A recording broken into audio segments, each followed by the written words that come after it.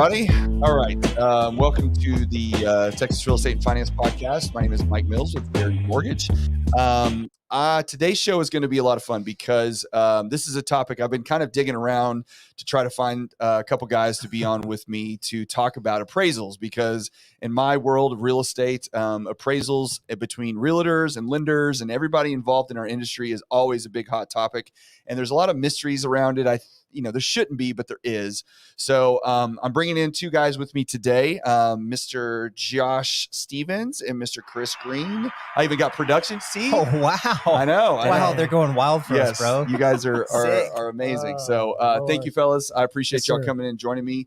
I know you took a little trek. Y'all are actually based in Dallas. Is that right? Yeah, we got an office in Frisco, so over by the Star and Hall Park, and then we've got offices in Austin, in North Austin, kind of by the Lakeline area. Well, I appreciate you coming down into Texas and coming to see me here in Mansfield. So thank you very much for that. Well, first to get started, I want to ask you guys just a little bit about, kind of tell everybody a little bit about your company, what you guys actually do.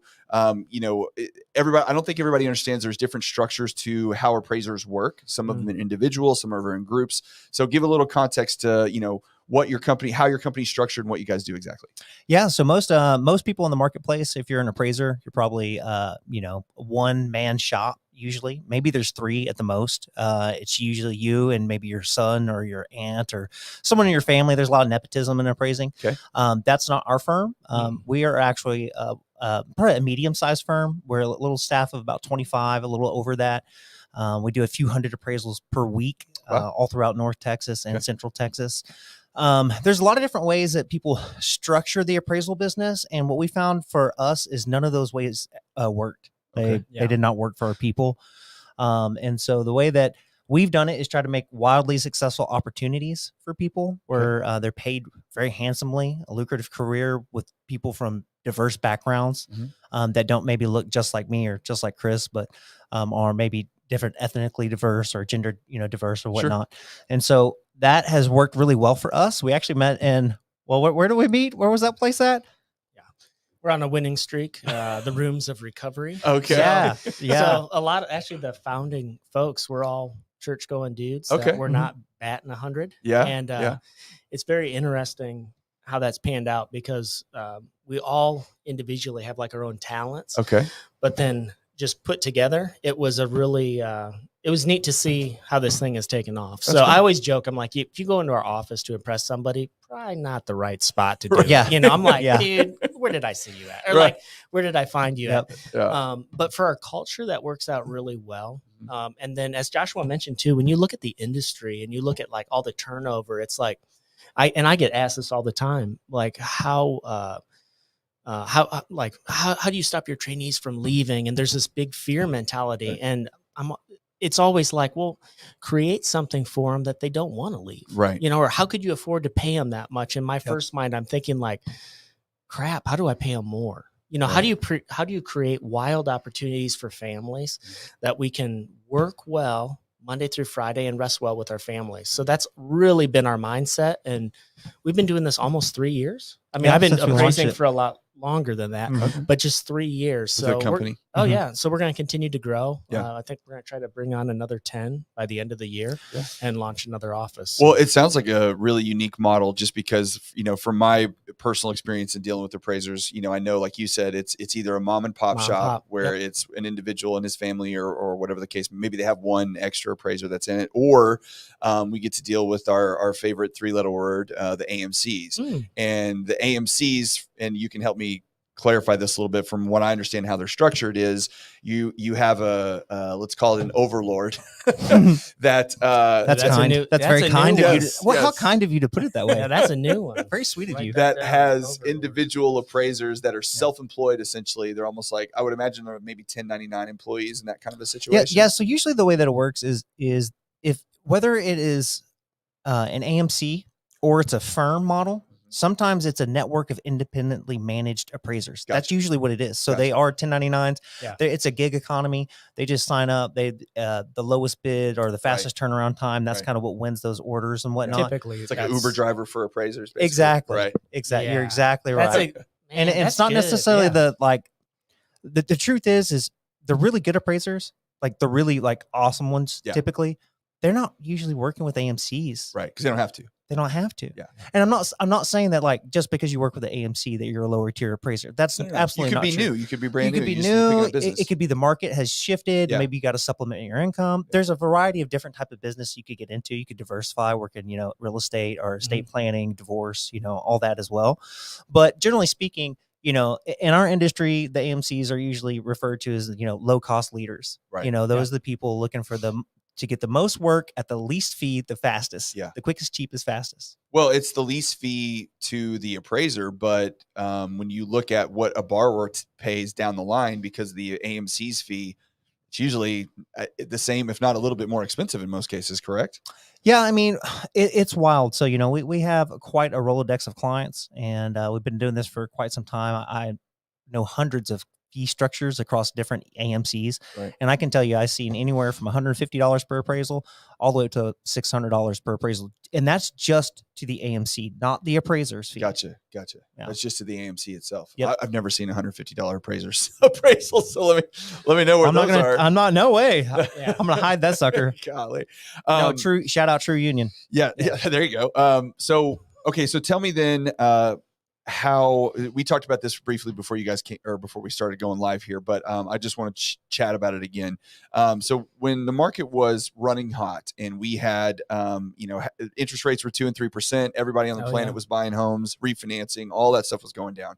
Well, the pool of appraisers from the time it went from a normal market till we exploded, stayed relatively the same, because, whether you've got 10,000 loans in a market or 3,000 loans in a market, if it changes overnight, the pool of appraisers isn't going to grow with that immediately. So Tell everybody a little bit about what it actually takes to become an appraiser, what you have to go through, and what the timeline looks on something like that. Oh man. Well, first you have to sell your soul to the devil. Okay. That is the first thing you have to do. Yep. Chris, man, dude, you did this over a decade ago. Tell me about your experience. So I'm an Iowa guy. I've been doing this for over 10 years. Okay. Got certified in Iowa. I think at that time it was like 3 years and like I don't even know how many thousands of hours. And I remember because I joke about this. Yeah. I was 6 months into that sucker before somebody even told me, hey man, your time doesn't start until you actually take these classes. And I'm like, this is a different time, a different, so there were just hours and hours and classes. And even in that state, it was, you had to go in front of a board and just crazy things. Yeah. Now, especially since the last several years when we came up with such a shortage, which in my opinion, alleged shortage. Yeah. I think we came up. Yeah. You had these appraisal numbers that were increasing and you had appraisers that just, couldn't keep up with it. Yeah. I mean, it's hard. And it wasn't like something that happened overnight. In our minds, as we look at what we're trying to do, it's like creating that next generation of appraisers. So we don't have that again. And like quality. So like with our firm model, we're not necessarily just going out and hiring appraisers. It's like we're creating new appraisers. So what does that look like? In the state of Texas, you've got, I think it's several thousand hours. We have to log everything. Texas is unique in relation to Iowa. Iowa, you just went from trainee to certified. Okay. Texas allows you the ability in 6 months, no less than 6 months time, where you can go from trainee to licensed. Okay. And licensed, then they would roll off to like I'm a supervisory appraiser. So you'd have to work under. It's like an apprenticeship. Yes, almost? yes. No, so they would, license still rolls solo dolo. You just can't. License. You can only do rolls conventional. Solo. You can't do any FHA. And then there's certain requirements, but it does allow us as a firm that's 100% dedicated to like raising that net, like grooming that next generation of appraisers. It gives us more bandwidth to continue training. And Joshua can go into a lot of the quality metrics we do because they geek out about this. Right. But like the hardest thing though is to find a supervisor. Right. That really is. There was a time we would get phone calls. I mean, we still get phone calls. Hey, can you take somebody on? Hey, I've already done all my classes. When the industry was bleeding and we would have trainees that were just like, hey, my supervisor bailed on me. Yep. But like, we actually have a few people right now. Got a lot of orphans that way. Yeah. We do. And it's like literally they have the time. They just didn't have, they have the time as far as like when the clock starts. Yeah. But they did not have enough hours or the ability to get that review work even. So the other thing with that, Chris, that you didn't even mention is that, so a supervisory appraiser who takes on a trainee. Okay. Well, theoretically it's going to slow the supervisory appraiser down so they can't complete as much work. Okay. Now they're also doing a fee split with their trainee as well. Right. So now they're making even less money, doing less volume, taking more time. Yeah. Right. And then, they essentially, the good old boys, the old approach is that you're training up your competition, right? So, right. So not only are you making less money, it's like, why would I? But here's the thing. The machine has worked exactly how you've structured it to work. Yes. And we just said, screw the machine. How are we going to structure it? The system was broken on how it was set up. And it's working just fine. It's working how you set it up. Right. Tell me a little bit. You'd mentioned in our conversations that you guys have a partnership with Fannie Mae. Oh yeah, man. That's freaking wild and super crazy. Okay. So, Chris mentioned that we've been doing this for 3 years as a actual firm. That's when we started, an incorporated firm. I was part of the ground team on that one. Sometimes I'm like, thank you. And sometimes I'm like, how dare you put this evil curse on me, Christopher? I thought you were my friend. Why'd you bring me into said this? We would be friends forever. I hate you. So in the last few years, it took about 2 years. We moved 9 trainees through all the way to certified. Okay. And what's awesome about that isn't just about how quickly we did it. It was because of the online training platform we were able to build out internally, scalable systems, processes, creating consistent quality metrics that are applicable to the individual appraiser across every geography and every market. Okay. So what I'm trying to say is that a lot of times in a firm is if you engage one appraiser or if you try to engage all of them, you might get one that's really awesome. Okay. Like sometimes a lender's like, hey man, we'll take appraiser A, but B and C, they just seem like, I don't know, man. They seem like risky guys or gals. Kind of like going to a McDonald's and you're like, hey, if Tim makes my Big Mac, that's good. Right. But Sally and Billy, they suck. Yeah. So I just want, it doesn't work like that. Yeah. So creating a scalable process where it's like, no, there's a WP way. So that internal online system training, pairing them with the supervisory appraisers. We have a couple, we've got Christopher, got some other guys that oversee our trainees. We also have like a pod structure in the way that we're built.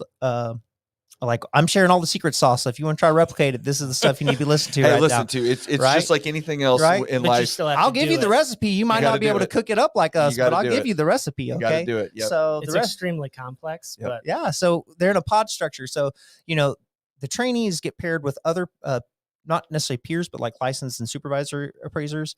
I'm sorry, and certified appraisers and supervisory appraisers. There's also the online training. And then in addition to that, we also have a quality control process that every single report gets submitted through all that quality control. So what that was able to do for us. And not a program, just so you know, like when people say quality control, you're just pushing it through like a system or like, no, it's a manual review person that is going through it line item. A team of people who are manually reviewing those. It's pretty wild what we do just to make sure. It's like, how can we eliminate any potential hiccups that we would have? Because nothing is worse than like when you go to closing and you're like, hey, I know you're trying to move your family into here, but they actually spelled your last name with an E on the end. So like, are you freaking kidding me? Yeah. Come on, guys. Yeah. Like, be professional. Yeah. So we try to do anything we can to eliminate those potential hurdles. The little hiccups along the way. So that super long answer that I'm giving you essentially is because of all of those things, Fannie Mae recognized us as one of their partners. They wanted to partner with us as part of their ADI initiative. That's their appraisal diversity initiative.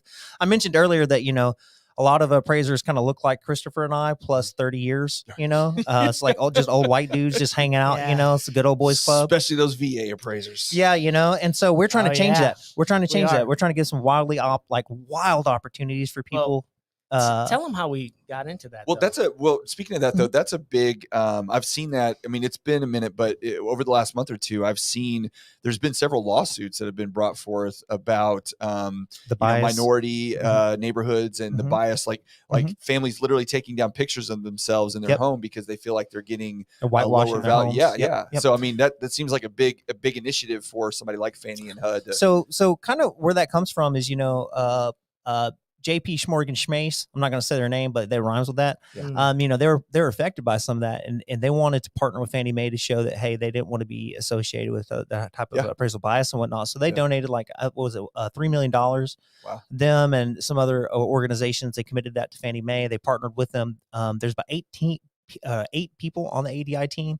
Tell them how they found us. And so, this is terrifying. So, you know, on my LinkedIn, I absolutely love. I got a lot of. I like to low key joke that I'm like LinkedIn famous, and I'm always like seeing people who are like looking at my profile. It was for like weeks. It was like for weeks. Like, oh shit, Fannie Mae kept looking at my profile, and I was like, guys, promise me we're doing everything above board, because I do not want to go to jail, you know? Yeah. Like, because What's this guy doing? It would be very ominous. Like, it would just say Fannie Mae just viewed your profile. Looking, but it kept happening. Yeah. And then so finally they reached out and they're like, hey, Joshua, hey, we've noticed we've gotten multiple. We had an applicant. And then we were starting to get applicants. I'm like, applicants were coming through, and they were like, oh, Fannie Mae referred us to you. And we're like, what in the world? Wow. No way. And so long story short is if you do good work, you attract good things. Yeah. And so for us, that's kind of what happened. Sweating it. I was like, Fannie Mae found us. They saw the amount of trainees we're able to get all the way. Because it's one thing to have trainees. That's one thing to have trainees. It's another thing to get them all the way through the finish line to certify. Yeah. Right. Okay. Right. They saw that we're able to do that. And long story short, they wanted to partner with us. There are only a handful of firms in the nation who are official partners, and we get to be one of those people, and it's just a huge honor. I love Sergio. Cool. Sergio, what's up, man? Bill Johnson to ADI, what's up, guys? Thank you so much for the opportunity to serve you guys. That's awesome. I mean, that's great that when you do the right things, people see, they recognize, they reach out, and you get a benefit from that. So I mean, that just speaks to that. One of the things I appreciate, and we were just chatting about this before we started, it's like, hey, who do you hire? Right. Like, what type of person? And like when I talk about, like, these are people like I'm doing life with, man, we're ride or die. I mean, this is still the sunset type thing. So I want to enjoy, and I want to have a professional experience that like really brings that bar up. So who do you hire? Yeah. And it was interesting talking with Sergio and like, hey, what Fannie Mae's trying to do and their initiative in these places. And there was a point, and this was the first time we talked to him. I was like, do you know where we work? And like, he was saying, hey, here are the type of people we're trying to get, or here's the opportunity. And I literally, at the end of it, I was like, hey, I took I think it was my phone. I put it on like a video. I'm like, let me walk you around the office. And with people from Africa, we've got people born in Vietnam. We hired one guy one time. This was the classic bait and switch. Right. And this is why we joke about, I don't know if I always want to hire from recovery, but like first day we show up, I'm not going to say his name, but like we literally get to the house, can hardly speak any English. And I hand him a tape measure and he goes, what's this? And I was like, oh, hell no. This is going to be difficult. Yeah. But the thing is, if you take a chance, and I knew he was super smart, so smart. It was just somebody hadn't taken the time to develop those skill sets. One of our best appraisers. Really? That's no, awesome. absolutely. And we just kept going around the room, and I was like, man, what you're trying to do, we're already doing it. It's just we're able to get them to the finish line to get them certified. So for us, it was like a no-brainer. Well, there's something to be said because we experience it in our business a lot, and I do myself too to some degree. Is you deal with when you want to hire people, right? You want to bring in people on board with your team, and when you hire the can't teach an old dog new tricks, right? Mm-hmm. So when you bring on somebody that has, and especially like I said, I've been doing this for 20 years. It's like, okay, that's great, but that just means your knowledge is 20 years old. It's not current, especially if you're not open to taking in new information. And so a lot of times, I personally prefer hiring people that are brand new to the business, because then you can mold them in the culture and the methodology that you believed in that's been successful for you, as opposed to trying to bring somebody in and break them of a bunch of bad habits. Yep. And then when you layer on top of that you're giving someone an opportunity to better their life, I mean, that makes it 10 times. Are you kidding me? I mean, so whenever we were building our quality control metrics and stuff, we were like, you know what? We're going to hire a Sith Lord from the dark side. We did. So we hired directly from Fannie Mae. Yes. We hired one of their senior review appraisers, brought her on staff. Culture shock. Oh, bro, dude, they're for weeks. Everybody was terrified. Man, I've seen grown men cry. Yeah, it was so awesome. I was like, that's right. It was brutal. But what we learned in that process, awesome. So man, she's so awesome. Nancy, shout out. But like, we love Nancy. The thing that we learned about is, there's just low technology adoption rate amongst, senior level appraisers as well. So that it's not just like the they can't write a quality report. It's the efficiency in keeping up with the demand. Yeah. You know, when you talk about that shortage earlier, you know, of appraisers, it's not necessarily that there's a shortage. It's that there's an astronomical number of transactions in the marketplace that were unprecedented. Right. That's the greatest growth we've seen ever in the history of real estate. Ever. Yeah. And we couldn't keep up. No, And nobody could. We couldn't keep up. Lenders couldn't, realtors couldn't, nobody could. It was insane. It was absolutely nuts. I actually used to have a lot more hair, but I lost most of it during that time. Dude, it looks good. Hey, let's keep the hair jokes to a minute. I'm sorry, Mike. That wasn't personal. We got a team at work. We're going to do the turkey implants. Yeah, you want to go with us to Turkey? Let's go. Let's get implants, bro. I always joke that if there comes a day where I can take one pill one time and my hair will grow back, sure. But anything else beyond that, I don't have enough time for that. No commitment. Okay, so let's dig into some of the nuts and bolts then a little bit too. Now that we know where you guys are coming from and what you guys have created, I really want to get into kind of, you know, dispelling some of the misconceptions when it comes to actually doing appraisals. So let's start with one of the biggest ones that I think are out there, the government versus conventional appraisal, right? Now, we know that the difference between a VA appraiser or appraisal, an FHA appraisal, and a conventional appraisal, there are differences, of course. But, you know, a lot of times, especially in the realtor world, agents are less likely to accept in a multiple offer situation a VA or FHA appraisal. Now, not just because we all know that the property has to be in a certain condition in order to get those accepted, but they actually think that there's a effect of the value of the home, right? When it comes to, if this is FHA or conventional, where I'm worried with FHA that it's going to affect my value. So can you guys speak to a little bit about, you know, what are the actual differences between FHA and conventional? Let's just stay there for right now.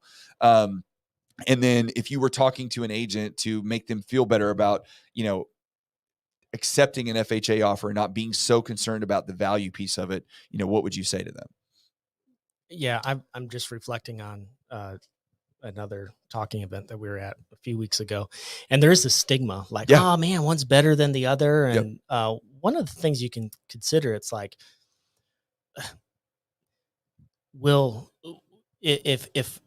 how do we get this to the finish line? Meaning, like, hey, if this is the client, if this is the person that's going to buy the house, I like their offer and everything. Like, what does it matter? Like, if you say, no, I'm only taking conventional loans, and then they can't buy the house, but they could have done an FHA and they could have bought the house. Come on, you know. So like, in our industry right now, I'm not seeing as much stigma around that. Like, and from an appraiser's opinion, at least in our office, man, I don't care either way. Like how I coach our team. Yes, there are certain specific differentiations. Like, this is definitely not going to be FHA eligible. Or it has to be fixed. Or, or it has to be fixed and everything. But like, amount of data we got to gather is a lot more data. Yeah, it's a lot more data. However, it's a lot of it too is just common sense. Right. Like, I think, like, hey, is my kid going to literally, like, is there a pending health hazard here when I come in here? Right. Like, if my family bought this house, is my kid going to put their head through that railing? Right. Because it's 2 feet wide and the kid's going to fall off. It's just, a lot of it's very common sense. Oh, his kids will do that, by the way. Straight up. Straight up. They cray. Yeah. Shout out Greens. Oh, they're nuts. Yeah, they'll give them a run for their money. So those are like big things. They're like, oh, does it have, man, even like a lot back in the day was like these electrical panels. And like, there are certain common sense things that you look for that you don't have to have that stigma like, man, it just won't pass this way. What would be, if you were talking to a realtor, what would be I don't want to say a red flag, but what would be an indicator when they're looking at a house to list per se, right? And say that, hey, we're going to list this property. And, you know, sometimes they'll put in the showings, you know, only conventional offers accepted. And there is from a lender's point of view, by the way, there is a difference obviously between FHA and conventional, because FHA loans always have the exit if the house doesn't appraise for the value, right? Yep. Whereas so I with get that. conventional loans, I can put an addendum in there that says, regardless of the appraised value, we're going to accept this. So from a listing agent's point of view, I can understand that being a reason why you would select conventional over FHA, 100%. But when it comes to the condition and quality of the house, if you were talking to a realtor, what would you say to them to say, okay, if you're going to list this house to understand if it's going to be acceptable for FHA, here's some things that you need to make sure that you check out. Yeah. I would say just super high level, like, you know, when I'm saying what would be posing like a health issue, right? Are there exposed wiring? Okay. Is this guy living here thinking he's an electrician and he's got a box? And like, those are things that will jack up. That is like a red flag. Don't pass go. Right. Are there fixtures missing? Like, are there, should there be a sink here? And it's like someone trying to be a home repair guy and gets about 60% of the way through. And it's like, nah, I'll finish it later. Right. Those are going to be challenges. Okay. I would also say, like any like outright hazard, like busted glass and windows, is this something that's atypical? Like that is not standard for that neighborhood because somebody decided to, What about customize it. What about bars on the window? Ooh, that's a good one. Or what about, man, we ran into this once. It's, like sometimes if there's a window in a bedroom, but that window is not to a certain height and it can't be accessed. So think about, You can't leave it. It's a fire hazard. Yes. Like you could, burn alive in there and whatnot, or a child can't get out. Those are things to look at, especially because a lot of times on these FHA deals, you run into more rural properties. It's not always true, but you just do. There's just more out there. And so then you just have, Uncle Billy who's out there building whatever, on his house. And, you're looking for like water damage, I'm looking, a lot of the cookie cutter communities that we would have, when I say cookie cutter, like, man, it's like late 90s and on, pretty much, unless the house is completely thrashed, right, you'll be just fine. You'll be fine. You'll be fine. You're not gonna run You'll be into too fine. many It's going to be issues. more of these like unique, like, hey, I built this myself. And Well, so, okay, that brings up a good point. Speaking of unique properties, so from a lender's point of view, whenever we get questions all the time, can I finance a barn dominium? Can I finance a dome house? Can I finance this whatever? Oh yeah, so let's do it. Our answer, and you can tell me if this is right, is it depends on the comps. That's always the way that we approach it, because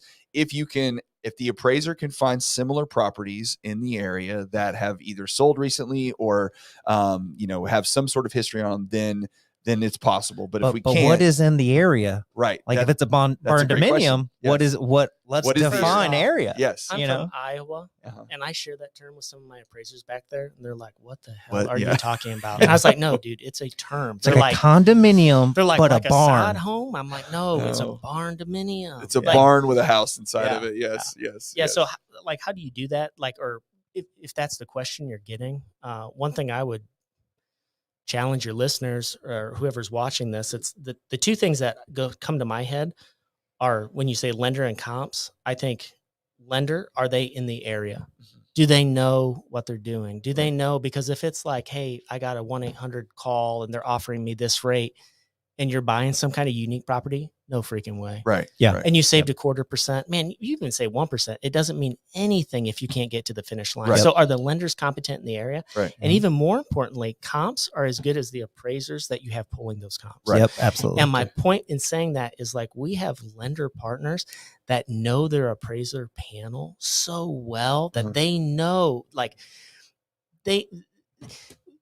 in many cases, we are the last piece of the puzzle. Right. We are that last part to come in. And if you don't know who your appraiser is, or if you don't have faith in like that product that team is producing, that's consistent and can, like, because you have unique properties like that, you will have questions. Right. So that also depends on how well that appraiser narrates that to the underwriter who's looking at it. So I would say the lender being competent in the area, and two, I would ask that lender, hey, what does your appraisal panel look like? Right. Now, here's the thing. AMCs, I will tell you, AMCs are a great solution when you have outskirt areas. Yes. And if you're like, oh my God, we have to use them sometimes. 100% do that. But you can really learn a lot from a lender if you ask them, hey, what's your appraisal panel look like? When you were talking about earlier about defining an area. So if an appraiser is running some comps and we're looking at a particular, what is the standard kind of timeline from which it had to be sold, distance from out, even just a standard property? What are most appraisers looking at when it comes to actually picking comps yourself? Now, I know you guys have mentioned, we talked earlier about it, about, you do like interactions with agents, say, hey, what comps were you pulling? Let me know, we'll consider it to some extent. Absolutely. Hey, realtor shout out. I mean, if you got comps, and man, it is advantageous to work hand in hand with your appraiser. Yeah. Now, I know not every appraiser is that way. Yeah. At our firm at WP Appraisers, we're like, no, like, let's get in the trenches together, because the truth is, oftentimes we found they have information that we don't. Right. Yeah. Right. There have been times where, like, more often than not, where we have been able to like a deal has gone to the finish line because we've been able to identify, I mean, whether comparables that have sold off market or there was like, as long as we have that documentation, like some of the best information we get is from realtors. You just need the data. Yep. Exactly. That's all I'm doing. I'm playing Sherlock Holmes. Right. But for you, I'm Chris, not trying to fight you. I mean, well, let's say you're going 90 days, you're going 180 days, you're going 5 miles, neighborhood boundaries. What are we talking here? So let's do a barndominium, for example. I'll go out as far as I need to go to find comparable sales that produce a credible, defendable report. Right. That doesn't mean I'm overlooking barn dominiums to hit a price. That doesn't mean that, oh, he's just going out. Like a barn dominium is a unique product. Yes. It's semi-unique.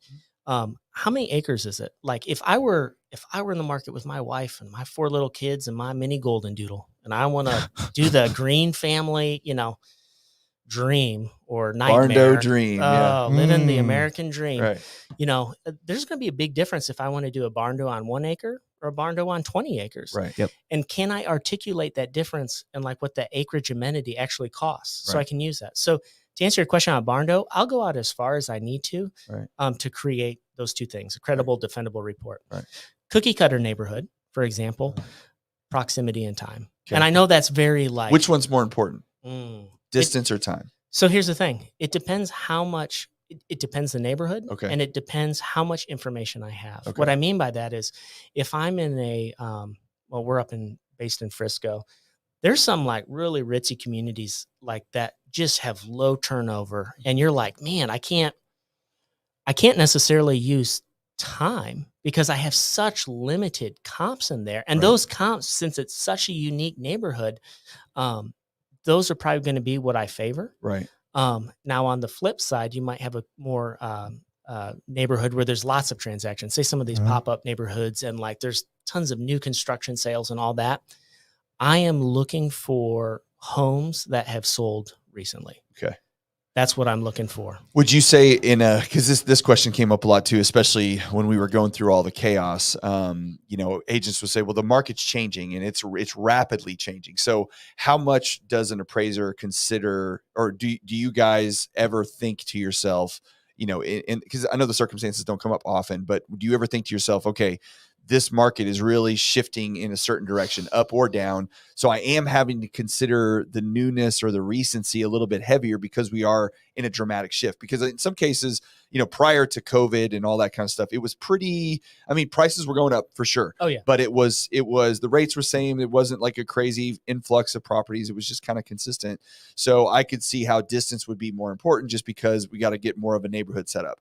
But then you move into say 2021, right after COVID hits and the market explodes. And now that property that sold 60, 90, 120 days ago, the market was completely different than it is that it's selling today. So, so how much thought goes into that when you guys look at those things? So I'll say in that, and I can give a specific example, a ton. Yeah, okay. And the appraiser, and this goes back to whoever is listening, make sure your lenders are like familiar with the area, know underwriting, know like just what it's going to take, and then know your appraiser panel, and being able to articulate that. So, for example, we had one, and this was when it was like wild, and I joked about this. The $500,000 Manny? No, that's okay. that's something else. That's like a bad. That's like a yeah. Oh yeah. Wow. Oh yeah. This is incredible. That's crazy. Beautiful lakeside waterfront views. It's wonderful. That's a hell of a man home. Oh, it was something. But in this situation, it was rapidly increasing. Like could not keep up. And I had and again, everything that we do, so making a time adjustment has to be data driven. It drives me freaking nuts because we do a lot of review work, and it's like the appraiser put a 5%, appraiser put a 10%. Where'd that come from? What? Yep. Based on what? Right. Like it just gives you so much exposure. Right. But in this situation, we could rapidly increasing, and I had it down to a specific, data jam-packed. This is where it's going. We even had, it was the money comp, as I call it, the pending sale. That's like, this is where it's going. It's just that sucker hasn't closed yet. Yeah. And we noticed this during that time. You'd have like 3. It happened to me. Let's wait them out. Let's wait them out. And I'm just kind of a pushover. So I'm like, screw it. I'll take one for the team. Yeah. So then it's like that first one sells and now everybody else sells. Right. But in that case, you need to be partnered with like folks that know what they're doing, we were able to go to that realtor and say, hey, lovely house, all this, we're here too. What is that thing closing for? Right. Like, can you just, and they wouldn't disclose that. I tried. Why not? Yeah. And then also too, you can try. Why not? when do you anticipate that closing? Yeah. And what we were able to do is I knew once that sucker closed, I could get ours there. And we gave the lending, and it was only like a week later, but that would make the report and it would support everything going to it. We ended up appraising the property. The lender allowed us to go back out to and do a reinspection so we could change the effective date after this other one sold, and we got to the finish line. Oh, wow. That's awesome. So you were able to actually go adjust it because exactly that new right. comp in the exactly appreciating right. market. But the thing is, that's like great. Most folks, and not a jab at appraisers either, most people just don't have time to do that. Yeah. But that's what it takes. Yep. A good appraiser and having good appraiser partners. Yeah.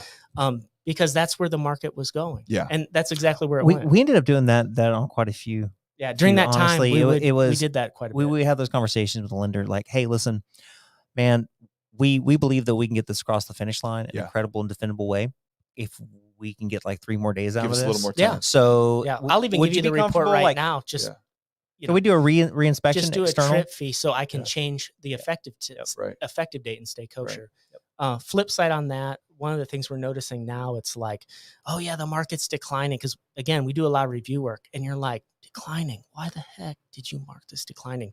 And you look at the MC sheet, and there's maybe like 6 comps on an MC sheet. So you're basing all of your data and where that market's going on 6 comps. Yeah. I don't think so. Like, and then you're also seeing things that be like 400, 399.9, and 398 declining market over the last 12 months. You're like, so by marking that declining throws a whole wrench into this process. And it's just, even if you hit value, all of a sudden now that borrower's got to put more money down on the loan because it's more risky. Right. And so you completely just threw a whole wrench when maybe you actually didn't need to market declining. So you just, well, I think there's an extra layer to it too, because right now at least, and I think maybe it's gotten a little bit better, but there was a period of time for a couple months when everything was not declining, but certainly the market was stabilizing. Yes. Where, I don't think the vast population or the majority of the population understands that when all of this chaos was going down, that there were very large entities purchasing up a lot of homes, right? Yes. The Open Doors, the Zillows, the hedge funds of the world, right? Oh, yeah. And then when they overpaid for a lot of those properties because they were throwing cash at everything they could get their hands on, then they were like, okay, well, now the market is stabilizing, so we need to unload some of these. Well, then you see, I remember I did a search in Mansfield. My wife's a realtor, and I did a search in Mansfield where we're at right now for all of the homes that have been on the market for more than 60 days. I just wanted to see what had been sitting. I wonder who owned them. Exactly right. So there were, and it was like, I picked the purchase price between like 350 and 450 or something like that. I kind of narrowed the range a little bit, but there were, I think at the time there were 15 listings. 13 of them were either owned by Redfin or the one that I just said a minute ago, Open Door.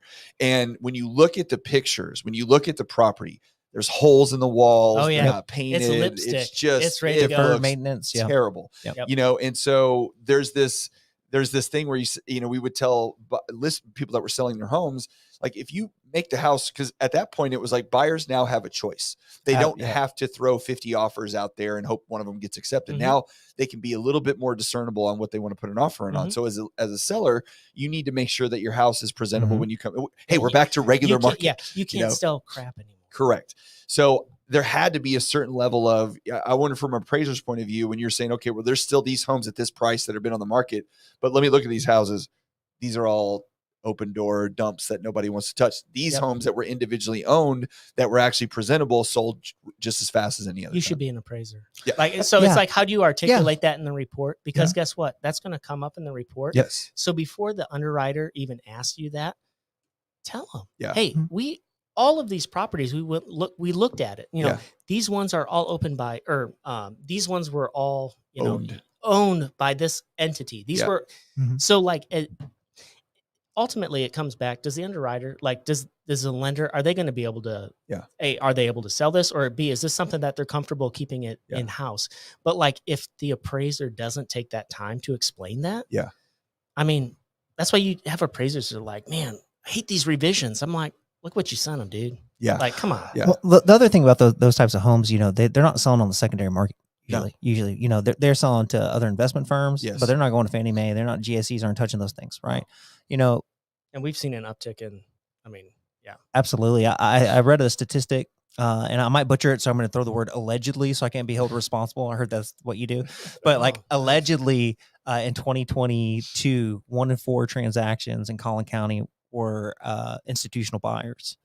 In Tarrant County, Dallas Morning News, the Fort Worth Star Telegram reported that 50% of the homes in 2022 were purchased by 2021 were purchased by institutions. Unbelievable. And you know what? Isn't that wild? But 50%. we should all. So there's an organization that we work with too. I won't call them a loan shark. They're hard money lender though. Yeah. People call them loan sharks sometimes, Hey, but they're not. Hard money lenders have a place in the market. This is a great one, especially for flavor. maybe credit challenge. People. They're amazing. Okay, we work with them occasionally here and there. We were having a conversation with Caleb, shout out. And Caleb was telling us, man, that he believed that, that the next big thing in the institutional buying is for it to be regulated, for it to be like an agency, for it to be like Fannie, Freddie Mac. We really were getting into the nitty gritty details. And it just makes sense that things are going to head that way with more institutional buying. I mean, without it, it's going to have to be regulated in order for the everyday buyer to own a home. Well, the problem, and I agree with you. The issue, though, is that it goes back to incentives again, right? So the legislation bodies, whether it be state or federal, they have to have incentive in order to pass laws like that. And if the money that's coming in to determine those laws is not coming from the average home buyer and it's coming from Open Door, Zillow, BlackRock, Blackstone, then it's going to be tough for those types of laws to be passed. Everybody that looks at the market that exists in our world absolutely knows that in order for it to ever get back to a stable housing market to where the average American can purchase a house, they're going to have to do some sort of legislation to minimize the amount of institutional buyers that can buy homes. Yeah. But in order for that to happen, there has to be incentive for legislation to pass. And unless people get up in arms, which maybe they will, maybe they won't. You're the guy, Mike. Yeah. I vote. Mike Mills, 2024. Y'all heard it here first on this podcast. Yeah. He's going. I'm voting Mike. Yes, no, I don't think so. But it's a sad state of affairs. And I do actually talk about this a lot when I do different podcasts with people on this topic, because it's frustrating. I made a joke the other day when I made a different video that this isn't 1955 where one income can buy a car, support a family, purchase a nice home, and pay for college. In 1955, if you worked at Lockheed Martin or General Motors or whatever you want to call it, one individual, mom, dad, whoever, could support the entire household, buy cars, buy homes, and be able to pay for college for their kids. Today, you can barely do it with 2 incomes. And if you have more than one kid, good luck, right? Yeah. Because if you have car payments, I mean, it's insane. And the cost of housing has gone up so incredibly much that it's the next generation, I don't even want to say the millennials, but the Gen Zs, like my kids. The only reason that my kids would be able to purchase a house in 10 years is because I help them. Yep. That's going to be the only reason. They get some money. That's it. Yep. Because otherwise there's no way to do it. And it's kind of it's almost a little disheartening sometimes right now, because when I talk to someone in their, say, late 20s, early 30s, more often than not, I'm talking to their parents quite a bit, because whatever the reason is, whether we raise them a certain way or whatever, it's just to a place where they're afraid to make decisions or make the wrong decisions. And I don't know if it's because too many options. Maybe it's too many options. Maybe, it goes back to parents, and, we want to do the best for our kids. And so we tend to make decisions for them instead of letting them figure things out. There could be a million reasons. I don't know exactly, but it's just a trend that I'm starting to see. And then the next generation, I hear this all the time too. It's funny because they'll say, well, you'll see Forbes, right? They'll publish an article. They'll say, well, millennials don't really want to be homeowners. They want to, travel, and they want to spend time being free and having flexibility. They prefer to rent. And you know what? That is true. That's true until they have kids. I'm gonna tell you right now, one of our best guys, he was just promoted. He used to report to me, but he got kicked off my team because he did such an amazing job. It sucks. Shout out Vaughn. Yeah. Vaughn, you're the real MVP. He's one of our trainees now. He's moved over into that area. Vaughn is 24, straight out of college, been in the appraisal life now for a little over a couple years, I guess. He has moved to Grayson County up into Sherman. He's got chickens and he's married. So I think it's a lie. Also, I'm just saying, like, he's going like well, what I read yeah. in the media and what they want to sell. I mean, you know, well, because they're trying to push an idea that they're trying to share. Because again, when you when you they are don't want to buy homes. They well, want when rent, your biggest investor at Forbes is Zillow, when they're paying $2 million in advertising, I hear you. then you're going to push the idea that people don't want to own homes; they want to rent. No, they don't. Nobody wants to rent. It does make it Mike Mills 2024. Yeah, dude, you're good. Yeah. It does make it tough for someone like a Vaughn, though. It's like this uphill struggle because it's like, man, no, I still want that. Yeah. It just means I'm gonna have to come up with more money. But like for the folks that want to do it, they'll figure out a way. Yep. It's it's so interesting. When you have so right now we have people that are sitting with 2% and 3% interest rates and they don't want to sell their home. That's me. Completely understand. Yep. Everybody that's, if you don't have to sell, you're not going to sell. So then the next thing that's going to happen is people are going, but there's also sitting on, I read the other day, the average American sitting on $185,000 worth of equity in their house right now. Right. So if you're sitting on that much equity and you have this interest rate that you don't want to sell your home, then the next landlord. Well, no, the next logical step would be I want to improve my home. I want to upgrade because I'm not going to move. So I want to add a pool, or I want to put in a new addition, or I want to change my bathroom or my kitchen or whatever. So from an appraiser's point of view, what do you guys think the type of upgrades that an individual could add to their house is going to have the biggest bang for their buck when it comes to the actual market value?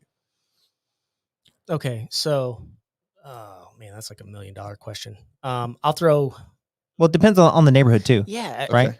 Absolutely. I would look at like, bedroom, bath count. Those are like the really big ones. Okay.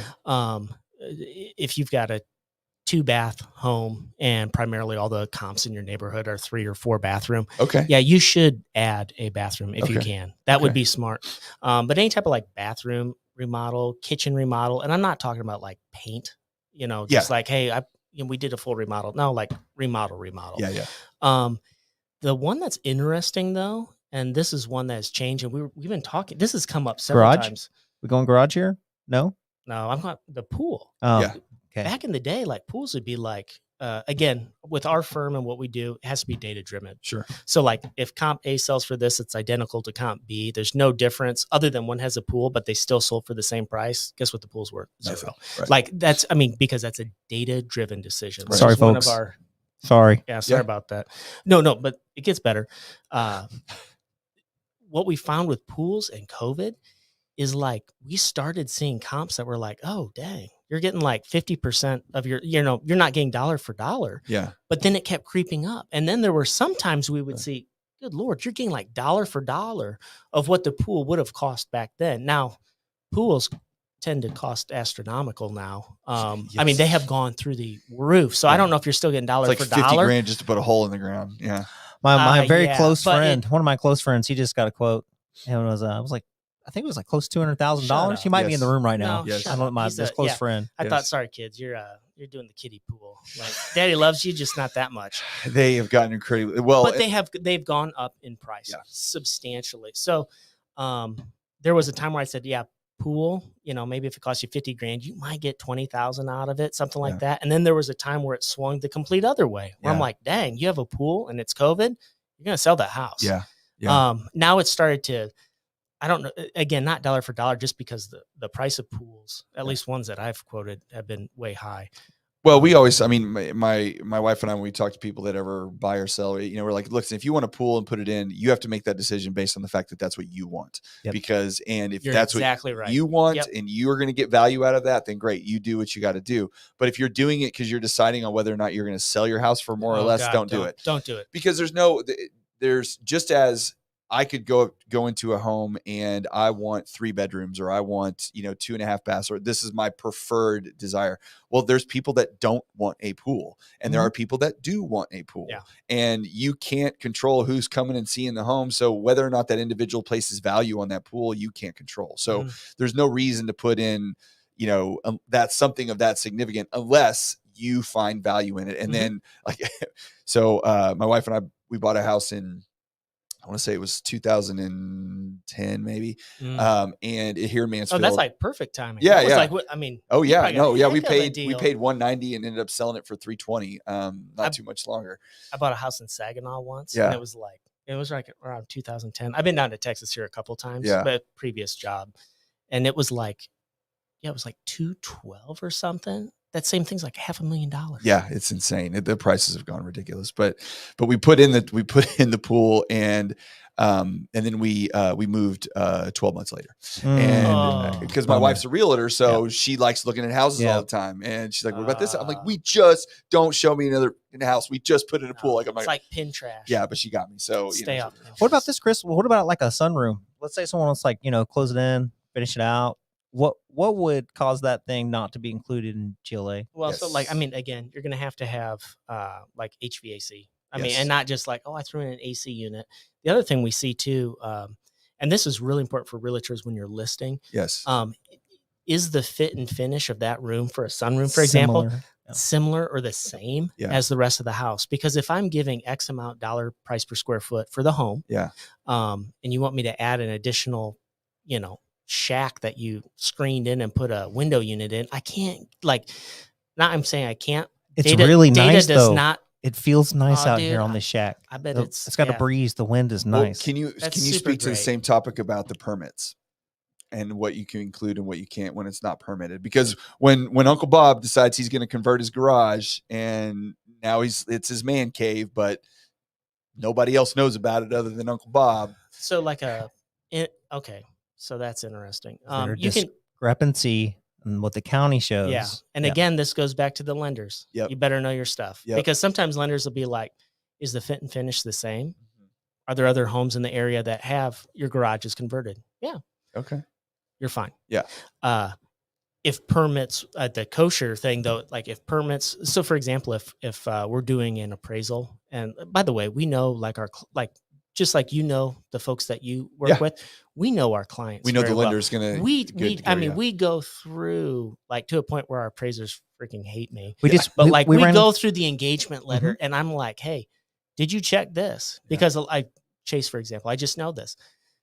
Is this legally permissible? And if you don't have that on there, then no, you cannot. No, it's not. You can't count so I will note it. I'll even take a picture of it for you, and I'll put it in there. But I won't give it value. Yeah. Yeah. Well, the agents have to know that too, going into it and say, hey, look, because they have to set expectations with their sellers to say, hey, look, this house I know you put this work into it. You put 10 grand or 15 grand into this converted garage or sunroom or whatever the case it may be. But because it doesn't either match the neighborhood or because it doesn't Again, but I just got a new roof, man. What the heck? What do you mean? Oh yeah, you're like, well, listen. I mean, everybody's got to have a roof, right? Yeah. I mean, it's called the bare minimum. Yeah, but we run into that. Oh yeah. I got a new roof. I got HVAC. Tell you what, how many light bulbs? How many? Oh, you put new trusses in? I'll write them all down because it's their home. And these are families, these are people, and they're proud of it. Everybody thinks their house is worth more than it is. But here's the thing: what I know is true is at the end of the day, whether there is a discrepancy or not between contract price and appraised value, I can sleep well at night knowing that I did all my due diligence and I asked all the right questions. That way, if they don't, because we know this, if they don't like the value, that's not my role in this. But you can't come back and say it's not because I didn't ask you, and because I didn't do my due diligence. Yeah. Well, as long as you give them the information and there's a reason for everything, then you can justify it. But so one other thing I want to ask too is that we get a lot is the price per square foot. Ooh. Right? It's every agent, or not every agent. I want to put a broad blanket on everybody, but a lot of agents, that's the only thing that they use. The price per square foot. This is what the house is comped at, but there's a lot of other factors that go into it. So can you elaborate on that a little bit? Yeah, for sure. And again, not jab at an appraiser or at realtors or anything like that. Because I've heard it the other way too. Appraisers like, they're just going off of price per square foot. Well, did you ask them? Yeah. One of the challenges is like a 2,000 square foot house is not going to have, or potentially not have more than likely not have the same price per square foot as a 4,000 square foot house. Right. So there's brackets, but again, you go back to that GLA. You go back to the data. So like, hey, homes that are, say you're trying to list a house and the house is 2,000 square foot. Okay, what are homes 1,800 to 2,200 going for roughly? Have that data, know that this is what it looks like. And we're dorks at work. We spend thousands of dollars on like Titan Analytics and all this technology where you can quantify and you can see on like a graph, and you can see these outliers. So you can say, even though it's within the range, why is this one so high? Right. Maybe because, and then you look at the pictures, you're like, what's a full blown remodel? Right. And then you can better gauge as you're pricing your home that you want to list. This is more in line with this comparable sale, or this is more in line with this comparable sale, versus just taking a blanket and saying, well, price per square foot is X amount. Right. Like Quality and condition on that also, Yeah. it's like quality and condition are huge indicators of the price. How do y'all base that? Because I do see that on the appraisal reports often, the C2, C3. Can you explain that a little bit? Because to me, as a lender, when I look at that and I see a big adjustment for a C2 to C3, and then I'm looking, again, I'm ignorant to this, and I'm looking at both, I'm like, I don't understand why there's such a big difference. And it's a $50,000 adjustment or something like that. Well, C6 is like a meth lab exploded, like people died in there. A nice meth lab. Okay. Yeah. You could put some paint on it. Yeah. But it's a C6 now. Yeah. And people aren't lending on that. The condition is just outright atrocious. Yeah. Absolutely. But C1 would be new construction. Right. So it could be two differences. C1, condition, quality. It's actually, if you ever want to fall asleep, you can go through the 1004 form that we use, and there's several addenda pages in there that actually go. So there was a time, like when I started, everything is Q3C3, Q3C3, Q3C3. That's not correct. Right. So look and see what the quality looks like, and you'll be able to differentiate between this type of builder and this type of builder. Right. So it's supposed to be the reason that you need to have some of those standards in there is because the adjustments you make. Right. One of the things that we find, like our firm, we embrace technology. We just do. So you can see what your peers have up as your comparable sales, and you'll still see some that you're like Q4, Q4, Q4, and then you have a Q3, C3, and it's like, dude, so you're kind of gauging. So quality would be the quality of material utilized. Okay. Condition would be like, you could have a manufactured home that's a C1 because it's brand new. Right. The quality sometimes has to do with the age of it, basically, is to some extent.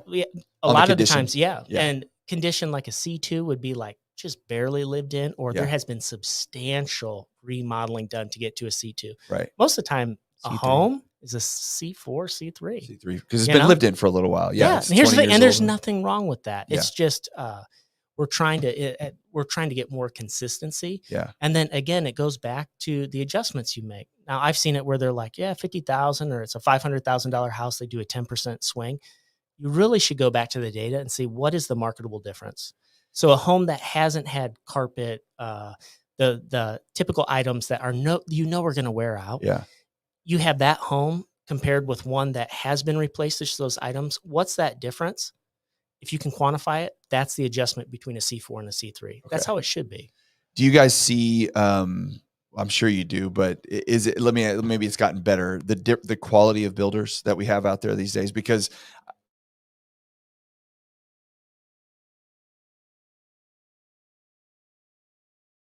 on to top of me and put me in the hospital by an organization rhyme with schmucks and schmakeups. Okay. All right. So when we talk about the quality of I haven't heard that builders, has the quality of builders increased in general? Has it gone down in general? Is there a big dichotomy between builders these days? What do you think? Man, so, that's a great question. Loaded question.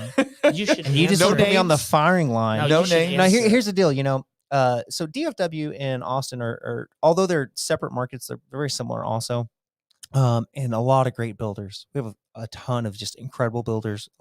There's big name people everywhere. Everyone from DR Horton, all the way up to more custom boutique like Jim Scott and Sons. Like there's a wide gambit, and the more custom, the more boutique, the less product that is in the market. Right. The more time, probably the higher quality material. Right. Whereas you get like the Cheesecake Factory of home builders who are just pumping out, all day, every trying day. To get them out. The same 50 item. You can see a straight line, but you're like, man, they put like an inch of caulk here to do the gap, between the base, but you're just like, there's absolutely a difference between the entry-level home, than those custom builders. Yes. I mean, just absolutely. Yes. Like anything else. And so what I didn't know when I got into the business, I had no idea. I remember shopping for homes, and I started seeing patterns across different ones. And so when you're shopping, just, don't don't buy the first thing you see. Yeah. You know, like if you really want to understand quality, man, go into some of these subdivisions also when they're being built and just walk the properties.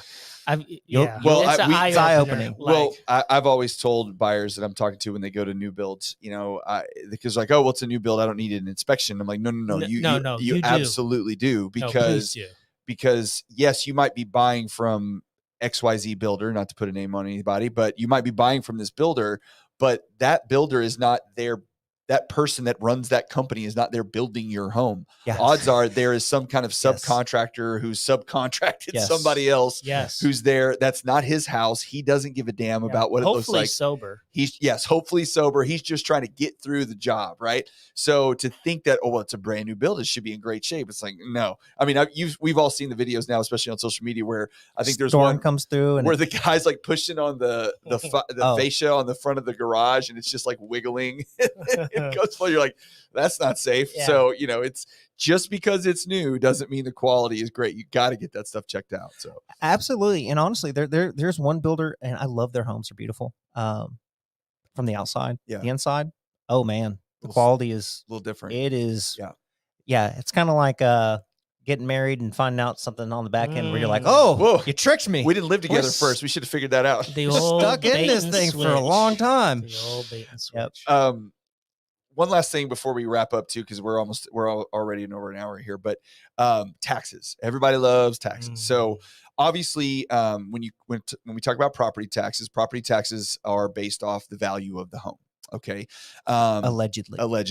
So there is a difference in most cases between the market value for what you can sell your home versus what the county is going to tax you on the assessed value.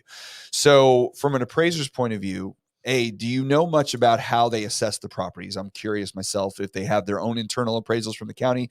Do they just go through the MLS and look and see what houses sold for, or is there a process to it? And then B, you know, do they ever get outside appraisers involved in that process to try to assess at a whatever level they think is necessary for that area?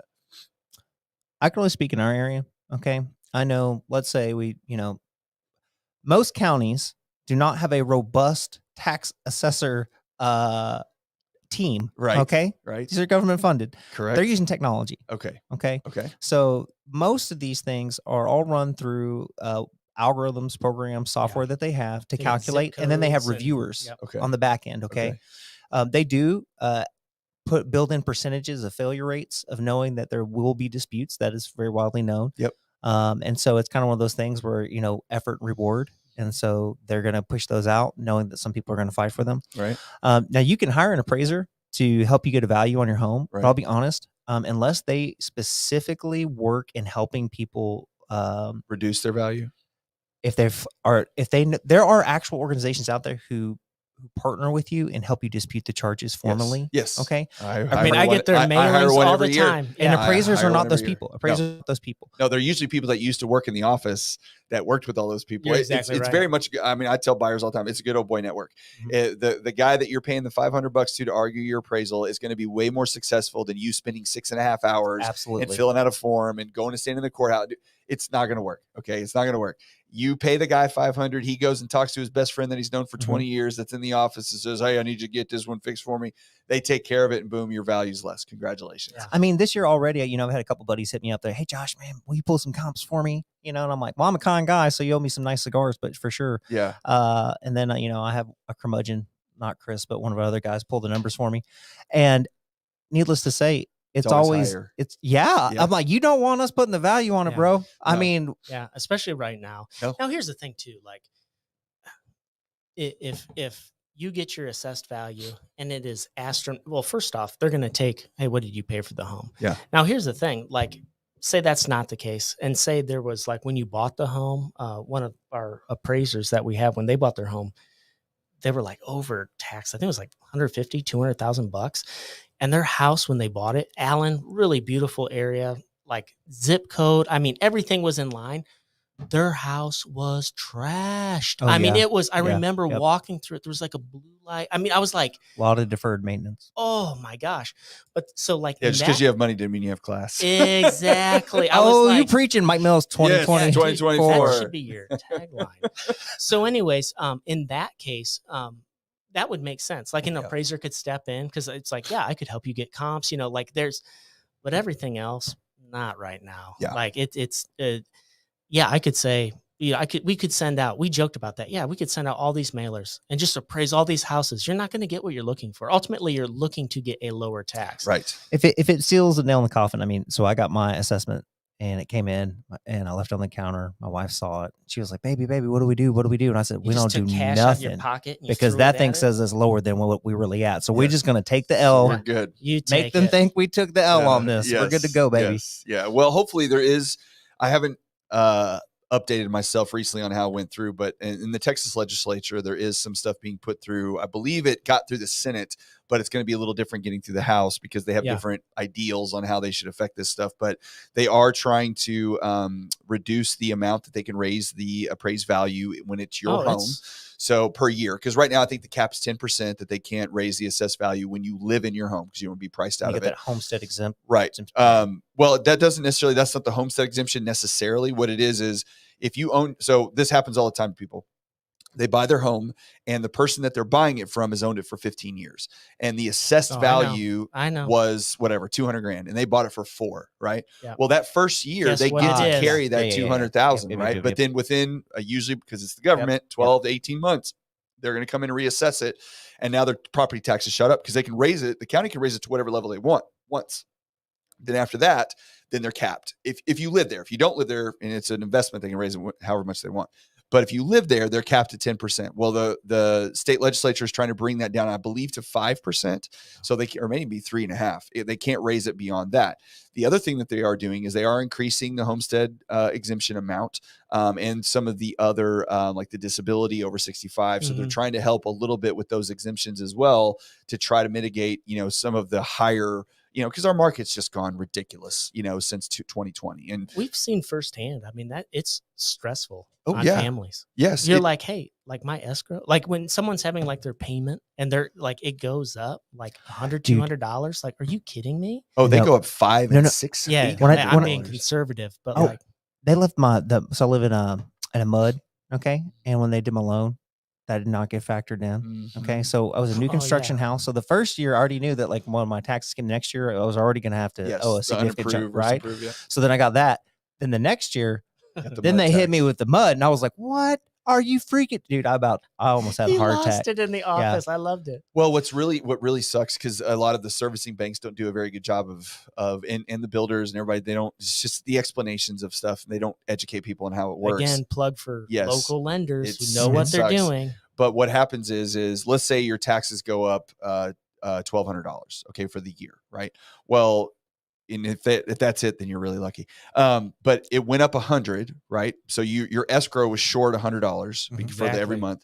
But not only do you have to make up for the shortage, now you have to collect for what is going forward. Yeah. Yep. So not only did your payment go up $100 because your taxes went up, but it went $200 because you had to make up for what was there before. So I get calls all the time, friends, family, whatever. My payment just went up $800. And I'm like, well, the good news is it's only going to go up $400 after next year. Yeah.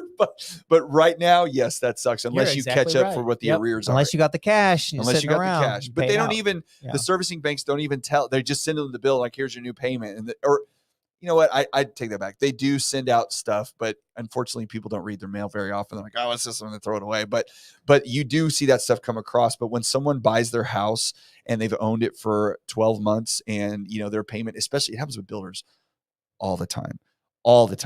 Especially when they use the builder's lender. When they don't, they get that payment that's $1,900, and then within 12 months, all of a sudden it's $2,600 or 20. And they're like, "What happened?" It's like, "Well, your taxes before. Did you see where you said your escrow taxes were $100 a month? Yeah. That's not. You bought a $600,000 house. That's not what it's going to be." So, but it happens. It happens all the time, and it's a shame. But people get mired in that stuff and their mortgage payments because that is the biggest for most people, that's the biggest monthly expense that you put out on a monthly basis. And when you have a fixed salary that you make, and I'm fortunate I have commissions, I just go work a little harder, but most people can't do that. Think about that. Yeah. Like salary, like it's like, man, I got a 2% increase. Yeah. Does what? Yeah. Like what are you not gonna even do with keeping with up that? inflation? now. Yeah, you haven't even kept up with inflation. Nope. Dude. And it's your livelihood. At the end of the day, we're just dealing with everybody's families. Yes. Everybody has a family That's member. what you can't lose sight of. And behind every transaction is a person. That person has family, right? And so we really work hard at trying to remember that, because so much of what we do is just numbers and data and analytics, and it's real easy to just start looking at every assignment as math. Yeah. Right. Oh, 100 appraisals went out. These 3 or something, like that's still 3 families. Yes. And I'm just saying, like, No, we exhaust every resource, and like if 3 didn't get to the finish line, I can sleep well at night knowing like it was either priced not aligned with what comps would support, or like there's something else going on here, but that's not on me. Yeah. Well, I appreciate you guys. I love the culture that y'all have built within your company, because it sounds like you carry a lot of the core values that, a lot of the companies that we work with do as well, where we're all working together. The goal is, like you said, to get it across the finish line. We're just trying to get to the end. Nobody's trying to throw wrenches in deals. Nobody's trying to get people to not get their homes. Nobody's trying to get agents to not get paid. We're all trying to get across the finish line. And if the more people that just work together, and we try to, you align yourself with partners that have of the same mindset, and you're not dealing with somebody that is obstinate and doesn't want to help and just, well, this is what I got, you got to deal with it. Then you're always going to get a better result. Not every single time, because there's always outliers. Problems come up, things get messed up. It's what happens. And I don't mean by the people that you work with. I just mean the nature of the transaction. Absolutely. That's just what happens. Oh, our people will make mistakes. Oh yeah, sure. Well, they're human beings. That's the thing. It's like, no, I expect there to be mistakes. It's how do you react to that, and how do you learn? Yeah. And I think you guys have built a great culture, and I really, really appreciate y'all coming and trekking all the way out here to come see me and talk through all this stuff. Anybody that's not in real estate, appraisal stuff is boring. Lending stuff. I tell people all the time, like, I talk about mortgages often, but I don't talk about mortgages all the time, because nothing's more boring than numbers and metrics and data. Like you said, it's like, if you want to go to sleep, you can read the bottom of those, the addendums. Yeah. Nobody's interested in that. So, but I appreciate you guys. This has been great. I definitely will have you back sometime, because every quarter or so, the more questions on appraisals come up, more questions on appraisal. We deal with them all the time. So anything I want to say before you go? Man, just shameless plug, if you ever got questions about appraisals, sometimes, maybe you got an appraisal and you just have a question on it, and we didn't even do it. It's not one of ours. Orders at WPappraisers.com. Hit us up, WPappraisers.com. Love that. Even here, Joshua at WPappraisers.com. You can email me directly and flood my inbox. Russian bots are probably going to do that now. So thanks a lot. And you do a ton on LinkedIn. So if you guys are ever want to find Josh, he's there all the time. That's how I found you myself. Touche. So yes. So you do a great job getting information out there, and I appreciate you guys so much. So that's it for today, and we will be back next week. Mike Mills 2024. Yeah. Got my vote. Yeah, right. Appreciate it. All right. See y'all.